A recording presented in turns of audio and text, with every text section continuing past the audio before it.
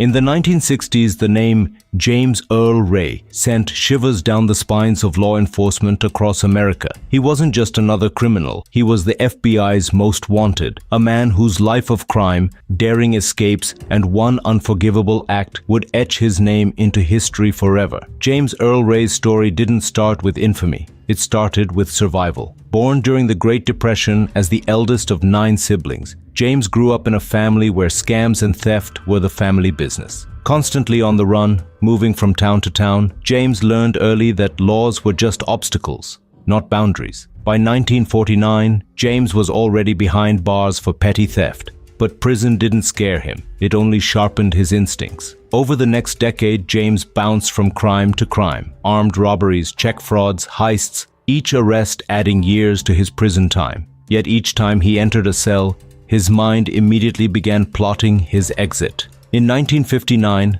after a string of offenses, James was sentenced to 20 years in Missouri State Penitentiary, a fortress-like, maximum security prison. But prison walls and armed guards weren't enough to contain James's restless spirit. By 1967, he saw his chance. Working in the prison bakery, he devised a daring plan: hide inside a bread crate being delivered outside. On April 23rd, with help from loyal inmates, James crammed himself into the crate, endured suffocating hours hidden beneath bread loaves, and escaped under the noses of oblivious guards. From there, he vanished. James traveled across states, slipping into Canada, hiding in Toronto and Montreal. Months later, believing the heat had died down, he returned south, eventually making his way to Alabama and then Mexico, where he lived under various aliases and even attempted to become a filmmaker. But destiny had darker plans for James. By 1968, James was in Memphis, Tennessee. Armed with a Remington rifle, he checked into a boarding house across from the Lorraine Motel. There, on April 4th, from the bathroom window, James fired a single shot that would change the world, assassinating civil rights leader Martin Luther King Jr.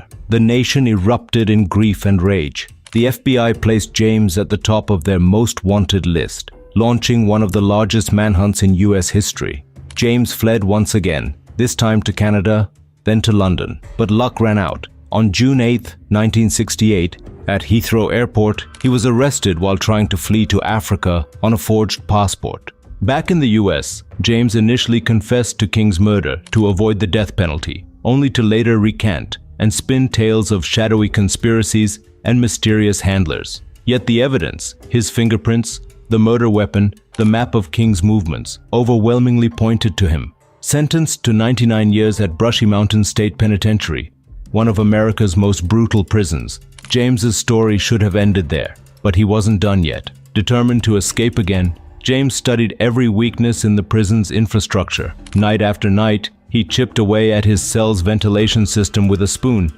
masking his work with a clever mix of toothpaste and dirt. Slimming down to fit through the vent, he recruited help. His brother Jerry smuggled in a saw blade hidden inside a shoe sole. James's first attempt came in 1971. With the saw blade, he cut through the bars, crawled through ventilation tunnels, and reached the prison yard. His plan was nearly flawless, except for the deadly steam blasting from the pipes he hoped to escape through. Blistered and suffocating, James was forced back, caught before he could vanish into the night. Thrown into solitary confinement, James spent 2 months plotting his next move. Over the years, he continued to study the prison, biding his time. In 1977, after 6 years of patience, he noticed a flaw, a small gap where the prison's electrified wire met the mountainside.